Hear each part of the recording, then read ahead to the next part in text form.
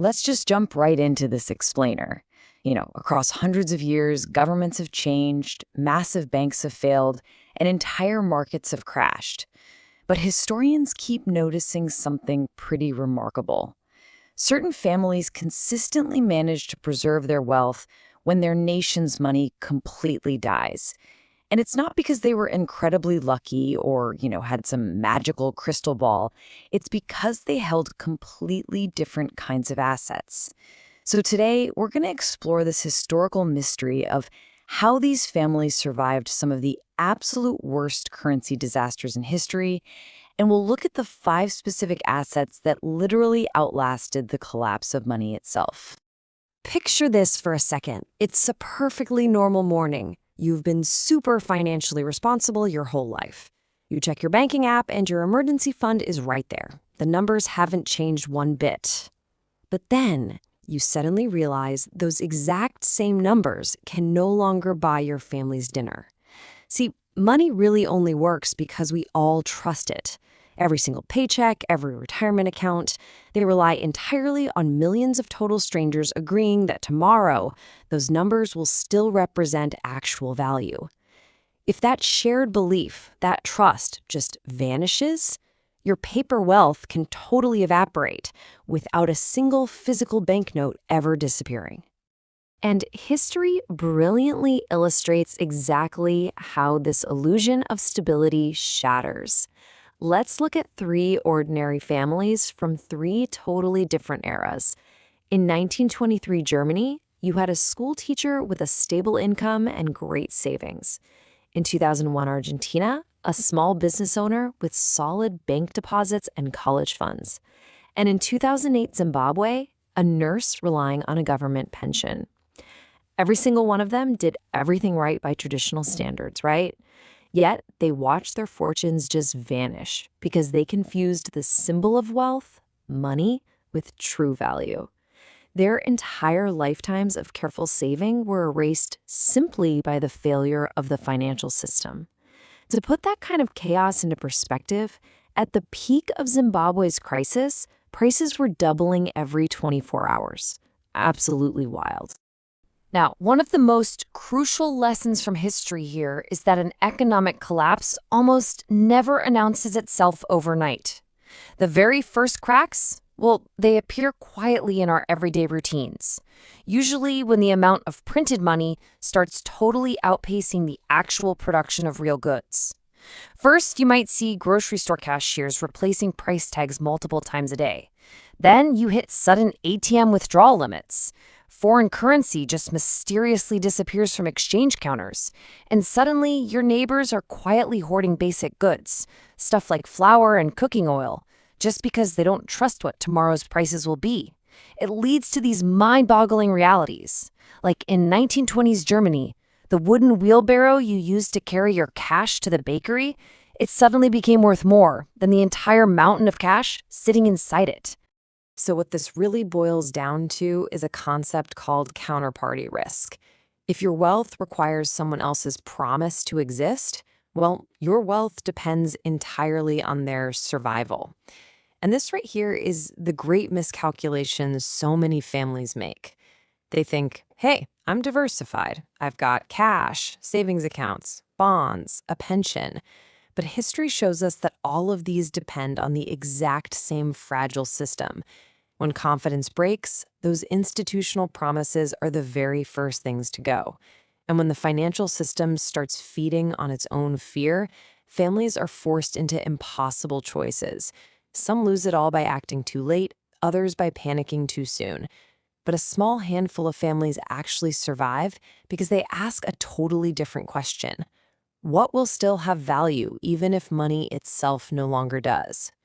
Which brings us to the core of our explainer, the 5 survival assets that actually outlive currency death. All right, asset number 1, and I promise you this one has absolutely nothing to do with digital numbers on a screen. Productive land. And look, we aren't talking about incredibly expensive luxury real estate here.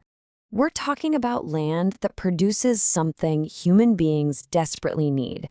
Think a farm, an orchard, a simple vegetable garden, or a pasture. Because here's the thing, food always has buyers. A productive asset like this generates value no matter what is happening to the currency used to measure it.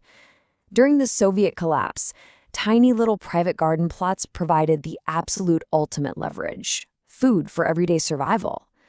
During Germany's hyperinflation, farming communities possessed the one thing that city folks who had massive yet totally worthless bank accounts desperately needed just to stay alive. Let's move on to our second category of wealth. Essential skills. Because let's be real, history has absolutely zero sympathy for an impressive job title during a crisis. When the factories close down and the office buildings empty out, useful labor becomes its very own currency. People who can repair broken wiring, fix trucks, treat the sick, or restore clean water, they quickly find that their usefulness never, ever collapses. In a failing economy, that nurse in Zimbabwe or the mechanic in Argentina we talked about, they could exchange their services directly for medicine, food, or fuel. Their true wealth lived safely inside their own hands and minds, which are places inflation can literally never reach. Now, for our third survival asset, durable trade goods. As crises deepen, it is fascinating to see how human desire violently shifts away from luxury and prestige straight back to the profoundly ordinary.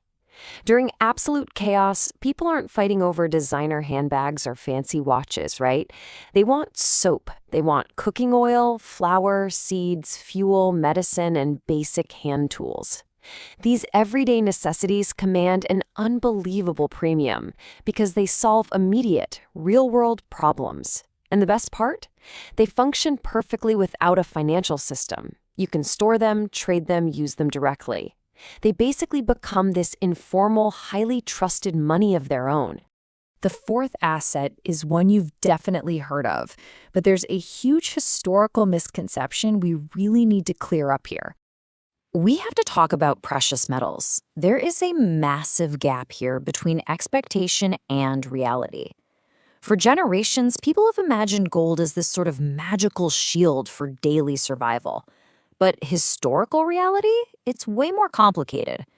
During the first few chaotic weeks of a collapse, gold rarely solves your everyday problems. You can't exactly shave tiny flakes off a gold coin to buy a single loaf of bread, right?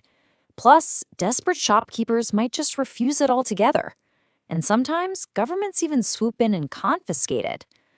Gold's true historical role was never daily convenience. Its superpower was patience. It acted as a bridge, securely transporting your purchasing power from one dead monetary system all the way into the next one. And finally, we reach our fifth and definitely least obvious survival asset. Trust networks. This is, without a doubt, the most powerful way human beings adapt when official institutions completely fail them. When the official systems collapse, people quietly step up and build unofficial ones. Trust literally becomes the ultimate currency. Families share their meals, doctors start accepting vegetables instead of cash, and local churches organize community kitchens. You see local merchants extending credit based entirely on a person's character and reputation, not some arbitrary credit score.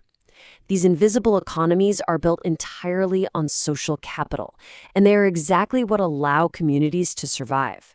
Remember that Argentine shop owner? He kept his family afloat because the immense trust he had earned over decades allowed him to barter services and slowly rebuild his income long after his bank account was completely frozen.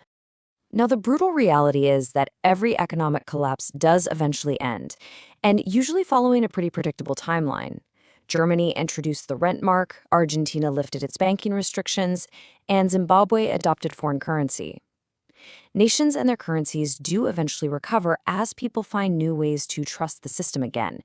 But there is a really devastating historical pattern to pay attention to here. While the markets and the currencies bounce back, the paper fortunes that were lost in the initial panic almost never do. A lifetime of savings, once it vanishes in that crisis, generally stays gone for good. So, what's the big takeaway from all of this? Well, it's understanding the fundamental difference between paper wealth and real wealth. Paper wealth is merely a symbol. It's completely dependent on functioning institutions. Real wealth, on the other hand, productive land, essential skills, useful tools, strong community networks, that is the actual source of value. These real assets just keep right on creating value, feeding people, and solving tangible problems regardless of what the national currency is doing on any given day. You can never, ever confuse the symbol of wealth with the actual source of it. There's a great saying for this. True wealth isn't printed, it's produced. The families who survived history's absolute worst monetary disasters weren't fortune tellers. They couldn't predict the future perfectly. They simply understood this one profound difference. They owned true value. Look, money is a remarkably useful tool, but tools can break. Currencies can and do disappear. True value actually endures in the things people can never stop needing: food, shelter, knowledge, skill, and trust. So the next time you open up your phone and look at the balance in your bank account, remember that while those numbers are important, they absolutely are not the whole story. The question history asks of every single generation is this: if the numbers on your screen disappeared tomorrow, what value would still remain in your hands, your mind, and your relationships? What do you possess right now that another human being will still genuinely need? Thanks for joining me for this explainer. I'm going to leave you to think on that.